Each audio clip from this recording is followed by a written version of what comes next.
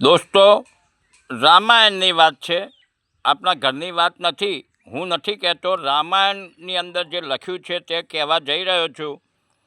રામ અને લક્ષ્મણ, સીતાજી 3 જણા જ્યારે જંગલમાં ગયા હતા અને ત્યાં શૂરપંખા આવી હતી અને રામની સામે તેને લગ્નનો પ્રસ્તાવ મૂક્યો, ત્યારે રામે કહ્યું કે હું તો લગ્ન કરેલો છું અને આ મારી પત્ની સીતા. પરંતુ તેમણે શૂરપંખાને લક્ષ્મણજી જોડે મોકલી હતી. હવે શૂરપંખા લક્ષ્મણજી જોડે ગઈ એટલે તે લક્ષ્મણજી ક્રોધિષ્ઠમાન થઈને તેના નાક કાન કાપી નાખ્યા હતા. શું રામ આ બધું અટકાવી શકતા નહોતા? શું રામ લક્ષ્મણને સમજાવી શકતા નહોતા? અને શૂરપંખાને પણ કહી શકતા હતા કે બેન, અમે બંને ભાઈઓએ લગ્ન કરેલા છે અને તને બીજે ક્યાંય તારા લાયક યોગ્ય વર મળે તો તેની શોધી લે અને તેની સાથે લગ્ન કરી લે. શું લક્ષ્મણને નાક કાન કાપતા ન રોક્યા તે રામજીની ભૂલ ન કહેવાય? અને પછી જ્યારે શોધતા શોધતા સીતાજીને હરણ કરી ગયો હતો રાવણ, ત્યારે આગળ વધ્યા અને સુગ્રીવને મારી નાખ્યો. સુગ્રીવને મારી નાખ્યો તે શું તેમણે બરાબર કર્યું? શું એ વાળી અને સુગ્રીવ બંને ભાઈઓનું સમાધાન નહોતા કરાવી શકતા?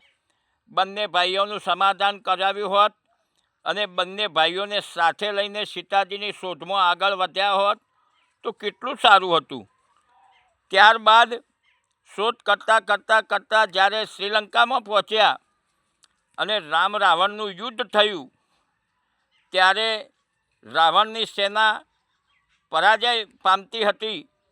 એ વખતે રાવણના પુત્ર મેઘનાથે વિજય યજ્ઞ શરૂ કર્યો.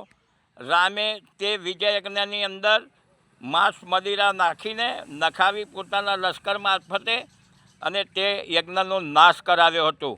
શું આ બરાબર છે? રામે આવું કરવું જોઈએ? ત્યારબાદ ગદ્દાર વિભીષણની મદદથી તેમને રાવણને માર્યો અને સીતાજીને લઈને જ્યારે અયોધ્યા આવવાનું થયું ને, ત્યારે તેમણે સીતાજી પર વિશ્વાસ ન આવ્યો એટલે સીતાજીની અગ્નિ પરીક્ષા લીધી. શું આ બરાબર છે? અગ્નિ પરીક્ષા લીધી, સીતાજી અગ્નિ પરીક્ષા આપી બંને અને લક્ષ્મણજી 3 જણા અયોધ્યા આવ્યા.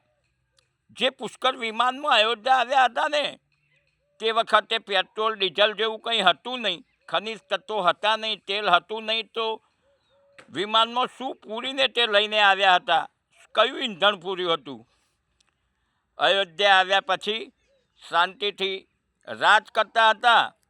તેમની પત્ની પ્રેગ્નેન્ટ હતી અને એક દારૂડિયા ધોબીના કે બદમાશી કરવાથી તેની ધોબણ રામ જોડે ન્યાય માગવા ગઈ.